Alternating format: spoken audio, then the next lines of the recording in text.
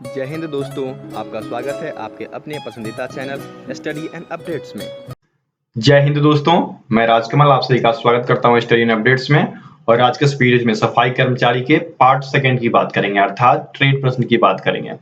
और आज का जो ट्रेड प्रश्न है वह मुख्यतः हॉस्पिटल एवं कोविड से रिलेटेड रहेगा। ठीक है, तो इन दो चीज को मुख्यतः यहाँ पर लिया गया है क्योंकि आपकी जो भर्ती है वह पैरामेडिकल के साथ है और पैरामेडिकल में आपको हॉस्पिटल में वर्क करना है। ठीक है, तो गवर्नमेंट के जो हॉस्पिटल होंगे सीआरपीएफ के, उसमें आपको वर्क करना है या फिर स्वास्थ्य एरिया हेल्थ एरियाज में आपको वर्क करना है। तो उसी से रिलेटेड 50 प्रश्न तैयार किए गए हैं जो कि मॉडल के रूप में है। ये आपके मॉडल सेट हो गए। ठीक है,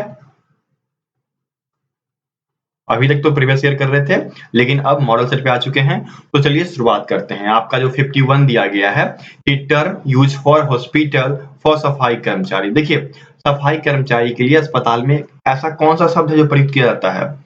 तो सफाई कर्मचारी जो है उनको सफाई कर्मचारी नहीं कहते, वहां पर बोला जाता है ये हाउसकीपिंग स्टाफ है। ठीक है, हाउसकीपिंग स्टाफ के नाम से जो है सफाई कर्मचारी को जाना जाता है, जो कि 51 के सी में दिया गया है। ठीक है, हाउसकीपिंग स्टाफ अर्थात गृह व्यवस्था कर्मचारी। ठीक है, तो 51 का सी उत्तर हो गया।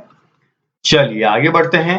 52 दिया गया है, how many times does the सफाई कर्मचारी have mopping in each shift with disinfected lotion. अर्थात सफाई कर्मचारी को कितनी बार कीटनाशक लोशन के साथ पोछा लगाना पड़ता है और उसका टाइम पीरियड क्या होता है अपनी पारी में। जैसे कि 3 शिफ्ट में सफाई कर्मचारी काम करते हैं, तो इन 3 शिफ्ट में पहले शिफ्ट में जो होगा उसको कितनी बार कीटनाशक लोशन के साथ पोछा लगाना है?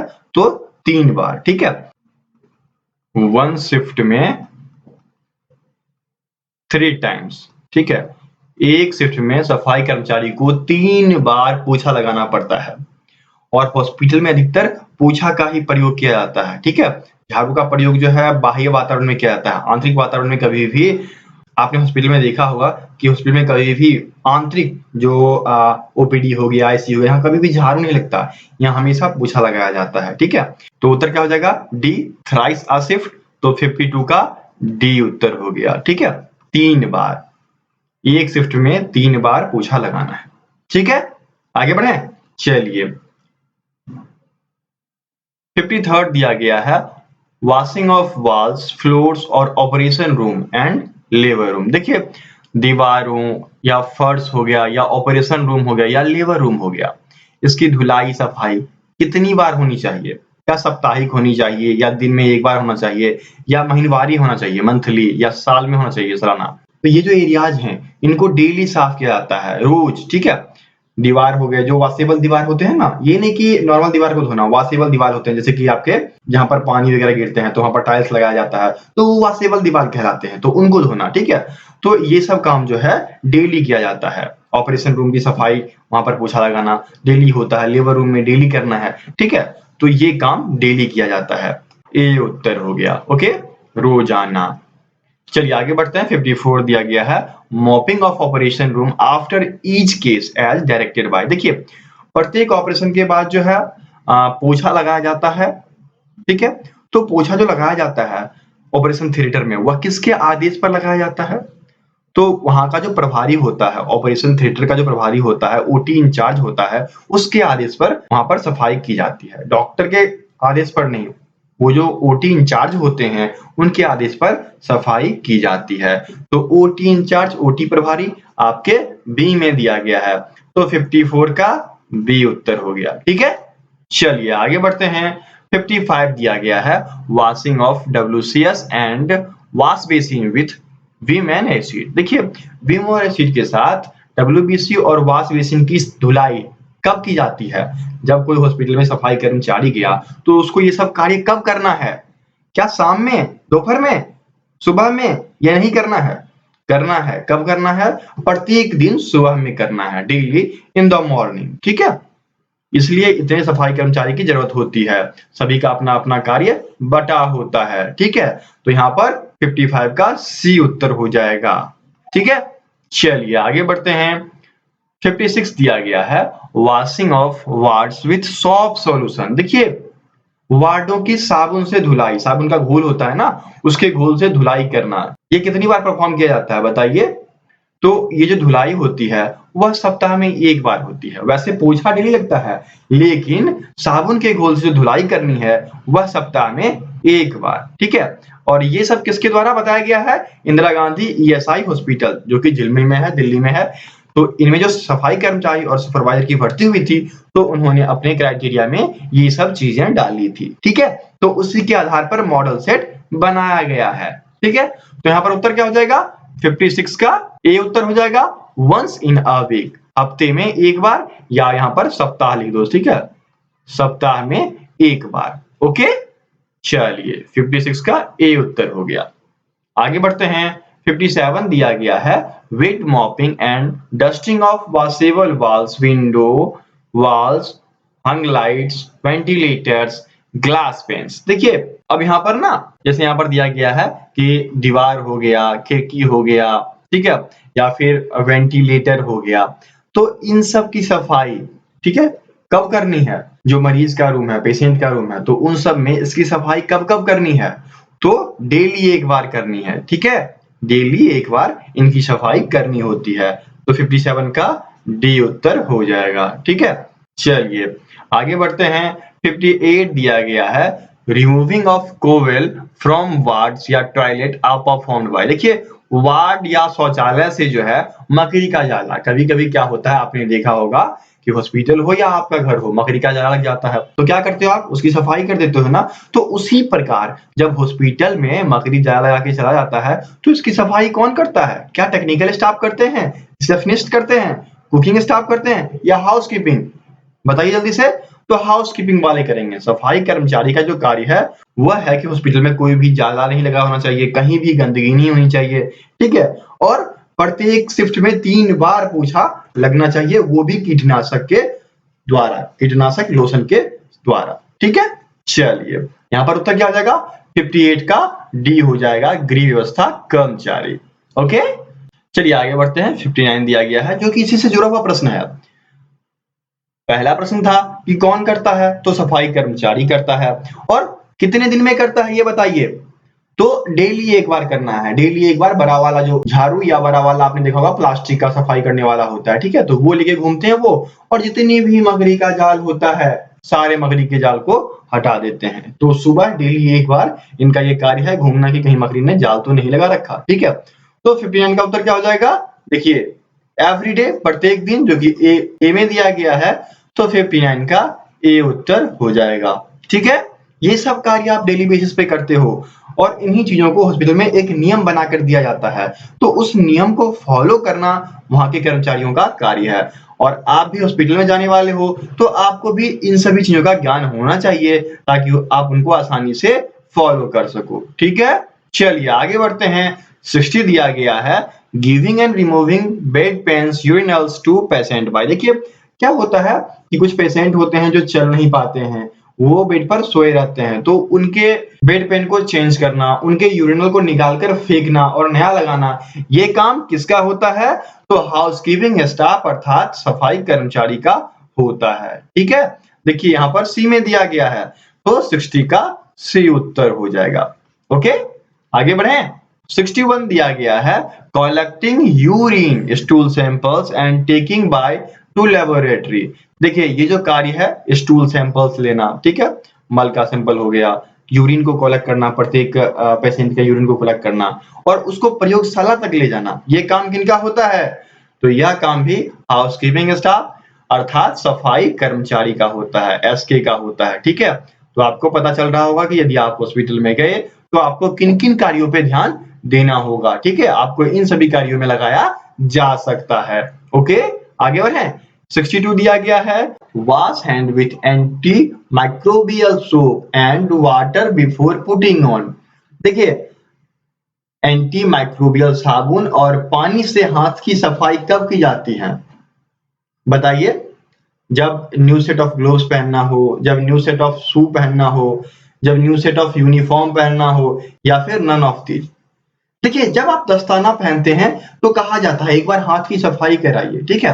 तो यहाँ पर आपका उत्तर क्या हो जाएगा? 62 का ये हो जाएगा ना। जब भी न्यू सेट्स ऑफ ग्लोव पहनेंगे तो आपको क्या करना है? अपने हाथ की सफाई एंटी माइक्रोबियल साबुन से करना है या फिर पानी से कर लेना है। तब जाकर आपको क्या करना है, ग्लोव्स पहनना है। तो 62 का उत्तर ए हो गया और 61 का उत्तर बी हो जाएगा। ठीक है, आगे बढ़ें।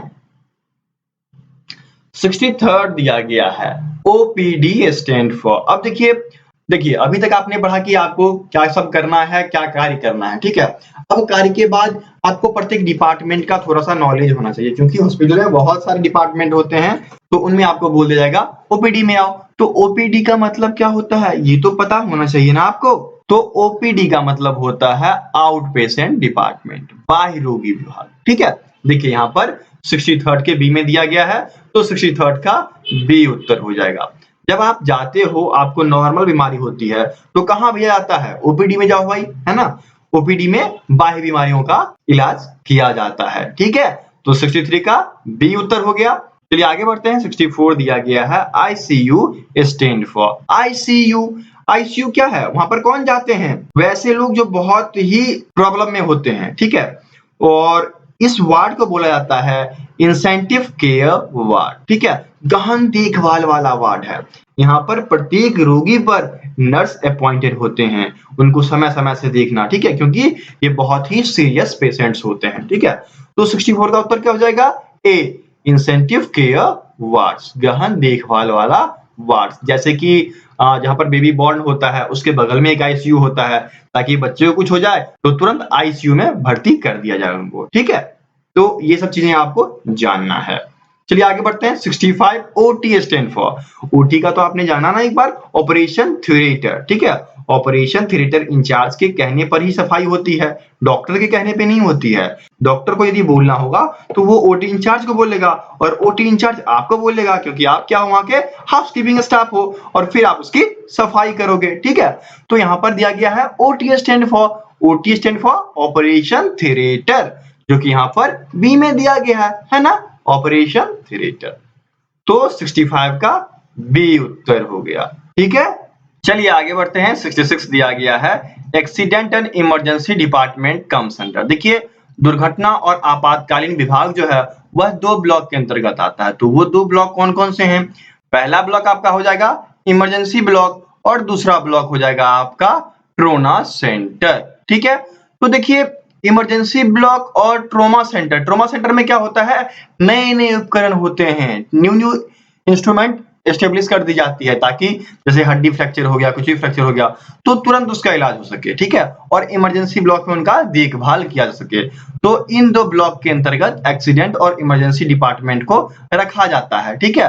तो ये हो गया फर्स्ट एंड सेकेंड। तो फर्स्ट एंड सेकेंड आपके सी में दिया गया है, 1 एंड 2।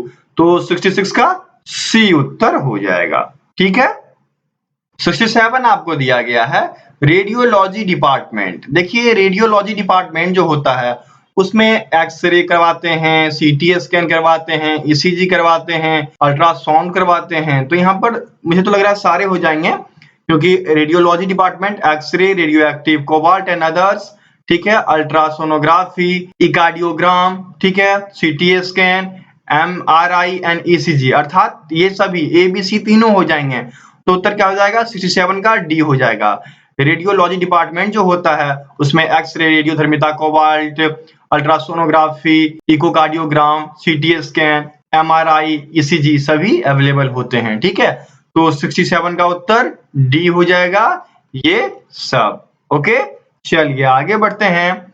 68 दिया गया है इन पेशेंट केयर एरियाज ब्रूम सूट। देखिए जहां पर पेशेंट होते हैं, रोगी का देखभाल होता है, क्या वहां पर झाड़ू यूज करना चाहिए? मैंने आपको पहले ही बताया, जहां पर पेशेंट्स होते हैं वहां पर झाड़ू का प्रयोग नहीं किया जाता है, वहां पर क्या जाता है, मॉपिंग की जाती है, ठीक है।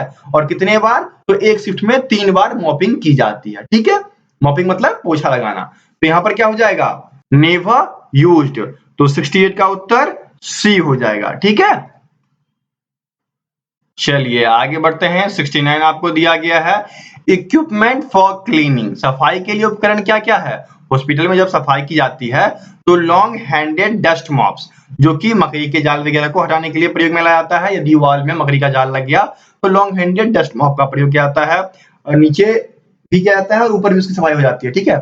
आपने देखा होगा कि लॉन्ग हैंडेड मॉप्स जो होते हैं ये गोलाकार टाइप के, जिसमें ऐसे मॉप्स लगे होते हैं, ठीक है, एक तो इसका प्रयोग नीचे होता है और लॉन्ग हैंडेड प्लास्टिक मॉप्स जो होते हैं उसका प्रयोग ऊपर में किया जाता है, जिसमें कि ऐसे करके धागे निकले होते हैं और उनको सफाई के लिए प्रयोग में लाया जाता है ताकि मकड़ी का जाला वगैरह हटा सके। ठीक है, सेकेंड वन दिया गया है रबर ग्लव्स और यूटिलिटी ग्लव्स। बिल्कुल सही है, इनका ही प्रयोग होता है क्योंकि कोई भी सफाई कर्मचारी जब कार्य करता है तो रबर ग्लव्स पक्का पहनता है, यूटिलिटी ग्लव्स पहन लेता है।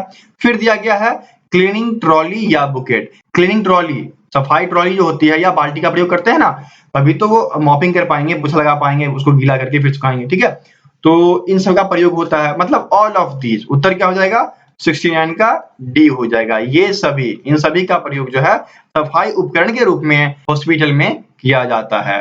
ठीक है, आगे बढ़े। दोस्तों, यदि आपको सीआरपीएफ का पार्ट वाइज पीडीएफ, जैसे आप लोग कमेंट करते हो कि आपको चाहिए जीके, हिंदी, रीजनिंग, तो आप स्टडी एंड अपडेट्स के पीडीएफ स्टोर पे आओ, वहां पे आप सीआरपीएफ सर्च मारो। ठीक है, सीआरपीएफ सर्च मारोगे, सारी पीडीएफ खुल के चली आएगी। देखिए यहाँ पर सब कुछ पार्ट वाइज डाल दिया गया है, मैथ, रीजनिंग, इंग्लिश। ठीक है, जिसे मन करे ओपन कीजिए, उसे आप देख सकते हैं कि उसके अंतर्गत क्या क्या दिया गया है। यहाँ पे आपको सभी डिटेल्स दी जाती है, आप आराम से देख सकते हैं कि इसमें क्या कंटेंट दिया गया है। ठीक है, और उसके बाद पीडीएफ का डेमो भी आप देख सकते हैं कि किस प्रकार की पीडीएफ यहाँ पे बनी हुई है। ठीक है, तो सारी डिटेल्स आपको यहाँ पर इजीली अवेलेबल करा दी गई है। पीडीएफ स्टोर का लिंक जो है वो डिस्क्रिप्शन बॉक्स में दिया गया है, तो आप वहां से इसे प्राप्त कर लें। आपको जो भी डाउनलोड करना है आप यहाँ से डाउनलोड कर सकते हैं। ठीक है, जो चार्जेस है वो चार्जेस आप पे करेंगे, और याद रखें ईमेल आईडी जो यूज करें वह सही दें, ताकि जब पीडीएफ आप बाय करोगे तो उसका लिंक जो है आपके जीमेल पे चला जाता है और फिर आप वहां से पीडीएफ डाउनलोड कर पाते हो। तो ईमेल आईडी करेक्टली डालें। ठीक है, और जैसे कि प्रैक्टिस सेट हो गए वो भी आपके डले पड़े हैं। ठीक है, हर एक चीज हिंदी इंग्लिश लैंग्वेज में डले पड़े हैं। यदि आपको मैट्रिक्स चाहिए तो मैट्रिक्स रहा। ठीक है, ये आपका रीजनिंग रहा हिंदी में, तो सभी चीजें यहाँ पर डाल दी गई है। जो आपको चाहिए आप आओ, आराम से पीडीएफ डाउनलोड करो। ठीक है, चलिए आगे बढ़ते हैं। 70 दिया गया है cleaning soaps are which types of components. देखिए साबुन जो होता है वह किस प्रकार का यौगिक है? तो ये एक क्षारीय यौगिक है ना, अल्कलाइन है। तो देखिए अल्कलाइन यहाँ पर आपको दिया गया है ए में, तो 70 का ए हो जाएगा, जो कि हाइड्रोकार्बन के रूप में होता है ना। तो 70 का ए उत्तर हो गया। ओके, चलिए आगे बढ़ते हैं। 71 दिया गया है soaps are generally used to remove. देखिए साबुन का प्रयोग हम लोग क्यों करते हैं? तो साबुन का उपयोग जो है सतह की गंदगी और कार्बनिक पदार्थ को हटाने के लिए प्रयोग में लाया जाता है। ठीक है, और तो देखिए dirt and the organic matter from surface, जो कि आपके बी में दिया गया है, तो 71 का बी उत्तर हो जाएगा। ठीक है, साबुन किस प्रकार का पदार्थ है? क्षारीय पदार्थ है, और यह सतहों की गंदगी को हटाता है, और सतहों की गंदगी में कुछ कार्बनिक पदार्थ होते हैं, उनको भी यह साफ करता है। ठीक है, तो 71 का बी उत्तर हो गया। चलिए आगे बढ़ते हैं। 72 दिया गया है सीएसपी। सीएसपी मतलब होता है सेंट्रल सप्लाई डिपार्टमेंट। ये सेंट्रल सप्लाई डिपार्टमेंट क्या करता है? जो भी नीडल्स होते हैं, सिरिंज होते हैं, ट्रीटमेंट ट्रेज होते हैं, उन सब का सप्लाई करता है। ठीक है, तो ढूंढिए कहाँ दिया गया है सेंट्रल सप्लाई डिपार्टमेंट के अंदर? ये आपूर्ति विभाग, जो कि यहाँ पर 72 के बी में दिया गया है, तो 72 का बी उत्तर हो जाएगा। ठीक है, आगे बढ़े। 73 दिया गया है chlorine products are available as. Chlorine पदार्थ जो है वह किन किन रूप में अवेलेबल है? तो क्लोरीन पदार्थ जो है वह लिक्विड में भी पाया जाता है और सॉलिड में भी। कहते हैं ना ब्लीचिंग पाउडर और लिक्विड्स होते हैं जो कि क्लोरीन के बने होते हैं। ठीक है, तो लिक्विड्स एंड सॉलिड पाउडर्स दोनों हो जाएगा, जो कि यहाँ पर ए और बी में दिया गया है। तो ए एंड बी बोथ, जो कि सी में है, तो उत्तर क्या होगा यहाँ पर? 73 का सी उत्तर हो जाएगा कि क्लोरीन पदार्थ जो है वह ठोस अवस्था में ही पाया जाता है एवं द्रव अवस्था में भी पाया जाता है। ठीक है, चलिए आगे बढ़ते हैं। 74 दिया गया है सोडियम हाइड्रोकार्बेट्स, ब्लीच का। देखिए ब्लीच का चॉइस जो है ना, यह सबसे लास्ट में होना चाहिए, फर्स्ट में तो कभी नहीं होना चाहिए, क्योंकि ब्लीच जो है वह सोडियम हाइड्रोक्लोराइड का बना होता है और यह ज्यादा लॉन्ग लास्टिंग नहीं होता है, मैन्युफैक्चर के कम दिन। ठीक है, मतलब तुरंत का बना हुआ ब्लीच ही आप यूज कर पाओगे। तो यहाँ पर देखिए क्या होगा कि लास्ट चॉइस, जो कि यहाँ पर ए में दिया गया है, तो 74 का ए उत्तर हो जाएगा। ठीक है, सोडियम हाइड्रोक्लोराइड का जो ब्लीच होता है उसको अंतिम में प्रयोग करना चाहिए। यदि कोई डिटर्जेंट नहीं मिल रहा है, कुछ साफ करने को नहीं मिल रहा है, तो लास्ट चॉइस इसको बनाओ, फर्स्ट चॉइस तो कभी नहीं बनाना है। ठीक है, तो 74 का उत्तर ए हो गया।